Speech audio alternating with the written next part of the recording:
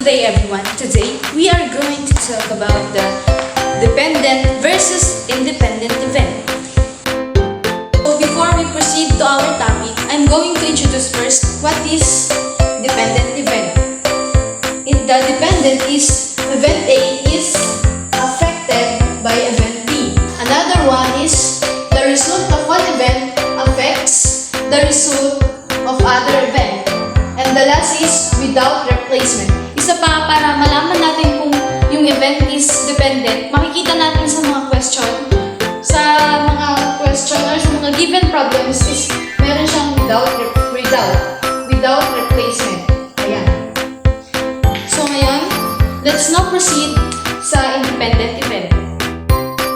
So ngayon, tapos na tayo sa dependent event, kaya ngayon, let's now proceed sa independent event. Kung sa dependent ay affected siya, sa independent ay hindi siya affected. Event A is not affected by event B. The other one is the occurrence of one event does not affect the occurrence of the other. And sa independent is returning and repetition or yung repetition yung pag-ulit-ulit. And kung sa dependent is without replacement, sa independent naman is with replacement. So, ganyan lang natin kadaling ma-recognize kung ano nga ba ang dependent at saka independent event. Dahil tapos na natin na-discuss kung ano nga ba ang dependent at saka independent event, bago ko kayo bigyan ng example para isolve yung mga problems, let's now have a short activity first.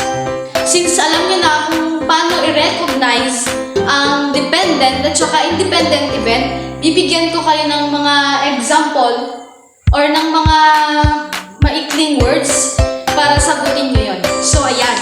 Ngayon, may given example tayo dito. Ang sabi is, owning a dog, having an aunt named Matilda. So, alam niyo ba kung ano ang event na yan? Dependent kaya? Or independent?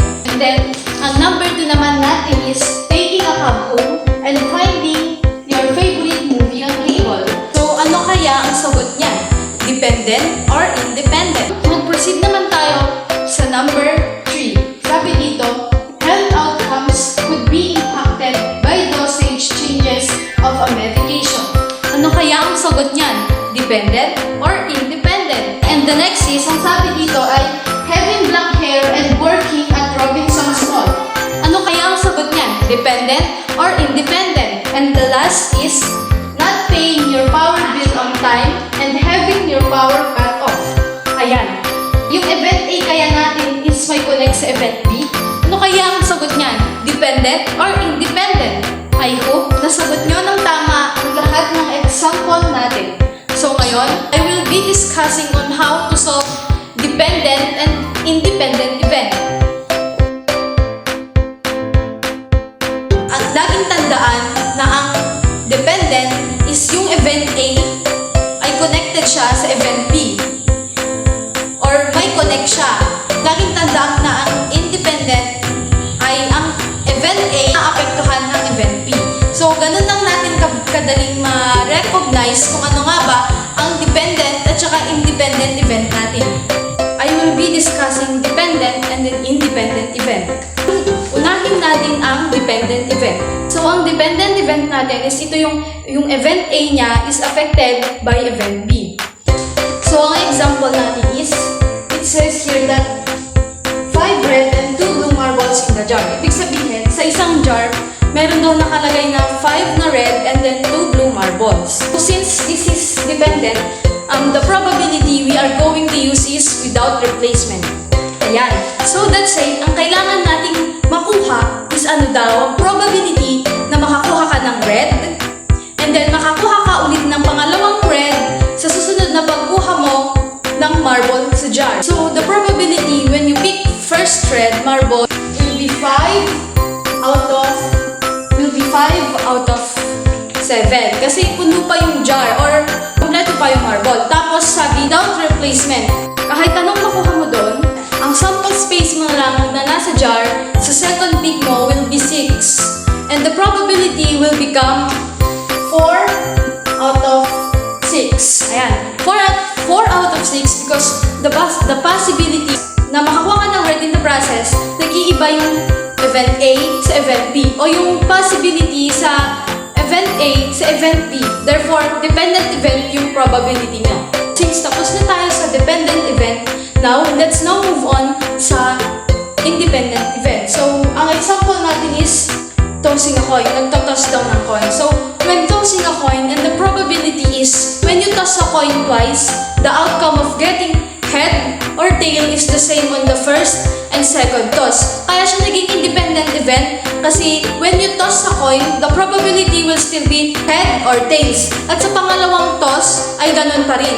H or D pa rin. That we call independent kasi yung sample space is hindi nag-iiba and the probability of event is hindi rin napapalitan. So, ganun lang kadali. Yun yung ating dependent and then independent event. Since alam nyo na kung ano ang dependent at independent event, ngayon, ituturo ko naman sa inyo on how to solve the problems sa dependent and independent event.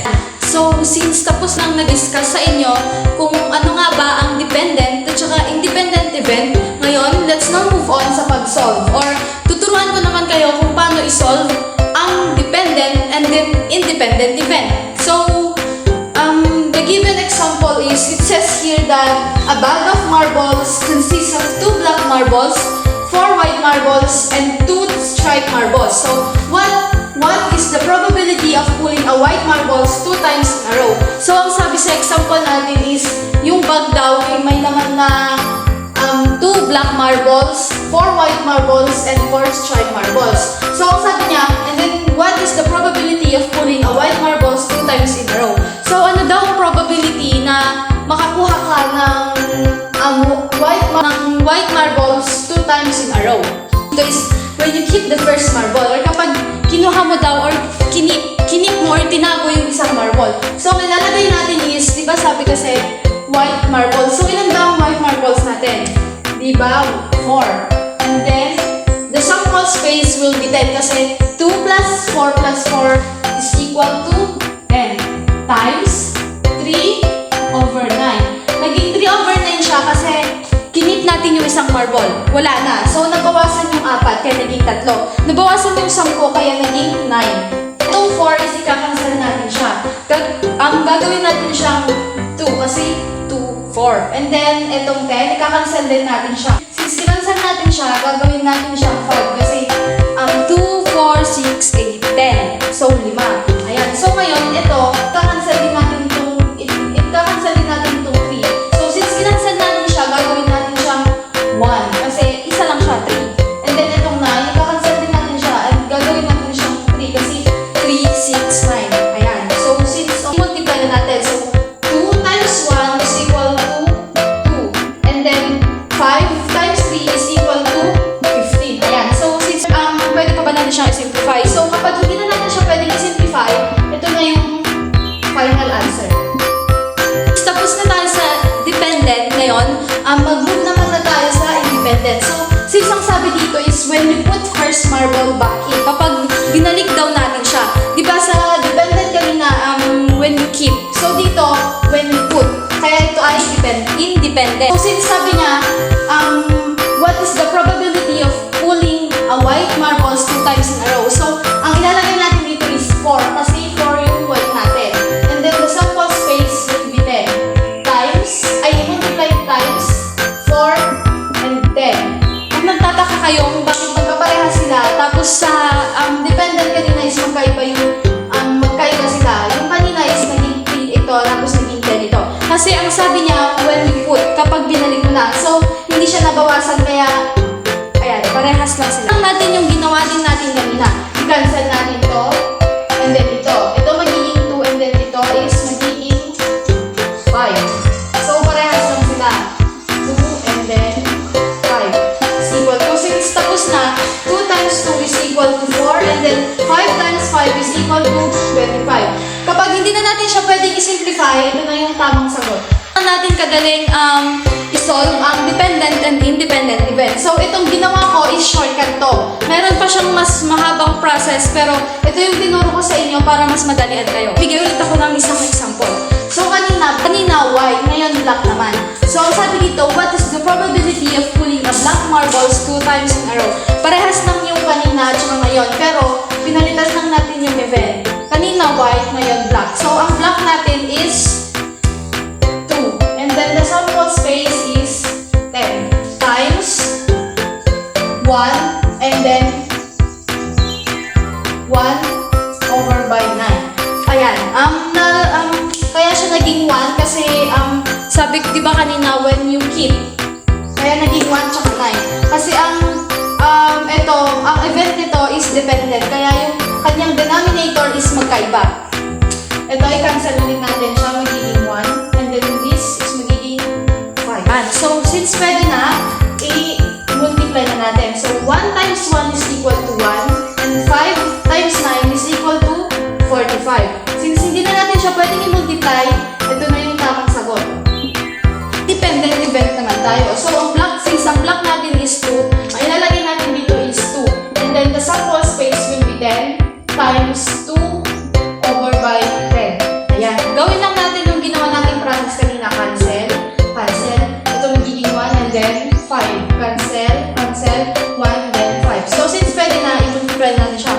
1 times 1 is equal to 1 and then 5 times 5 is equal to 25. Since pwede na, ito na yung tamang sagot.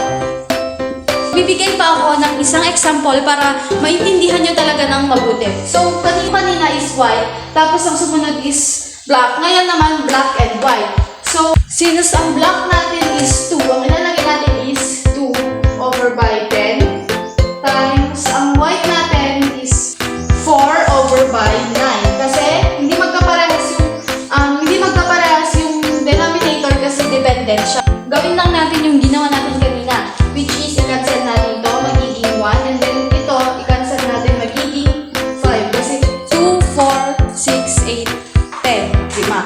Since pwede na, i-multiply na natin. 1 times 4 is equal to 4, and then 5 times 9 is equal to 45. Ayan na yung tamang sagot kasi hindi na siya pwedeng i-simplify. Mag-move naman tayo ngayon sa independent event. Yung black natin is 2 over by 10 and then times yung white is 4 over by 10. Hindi magkaparehas yung denominator niya kasi independent siya. Ayan. Ulit natin yung lagi natin ginagawa, which is i-cancel natin ito, magiging 1. And then ito magiging 5. Ito naman is magiging 2 kasi 2, 4. And then ito magiging 5 ulit. So since pwede na, i-multiply na natin siya. So 1 times 2 is equal to 2 and 5 times 5 is equal to 25. Ayan na yung tamang sagot kasi hindi na siya pwedeng i-simplify. Ito yung, ibibigay ko na yung last example sa pag-solve. Since kanina is white, black, and then black and white, ngayon naman is white and striped marbles. Since ang white marble natin is 4, ang ilalagay natin is 4 over by 10 times, and then ang striped marbles natin is 4, ang ilalagay natin is 4 over by 9. Hindi magkaparehas, di ba lagi kong sinasabi na hindi magkaparehas yung kanyang denominator kasi kapag hindi magkaparehas, yun ay dependent. Kapag magkaparehas naman sila, which yun yung independent event. So, gawin lang natin yung lagi natin ginagawa, cancel and then cancel. Ito magiging 2 and then magiging 5. Ito hindi natin siya pwede i-cancel kasi hindi siya pwede sa 9. So, ayan, since pwede na, i-multiply natin siya. So, 2 times 4 is equal to 8. And then 5 times 9 is equal to 45. Since hindi na pwede, ito na yung tamang sagot. Independent event naman tayo. Since ang white is 4, lalagay natin yung 4 and then 10. Times, yung times is stripe. Ang stripe natin is 4. Kaya 4 din siya. And then 10. Kasi, magkaparehas sila ng denominator kasi independent event.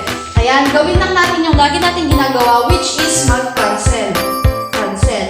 2 and then 5. Since pwede yung 4, since pwede yung 2 sa 4, i-cancel natin siya. Gawin natin siyang 2. And then, gawin din natin siyang 5. 2 times 2 is equal to 4. And then, 5 times 5 is equal to 25. Ayan. Ayan na yung tamang sagot natin kasi hindi na siya pwedeng i-simplify. Since we're done at discussing the dependent versus independent event, let's now move on to our last and final activity, which is test yourself.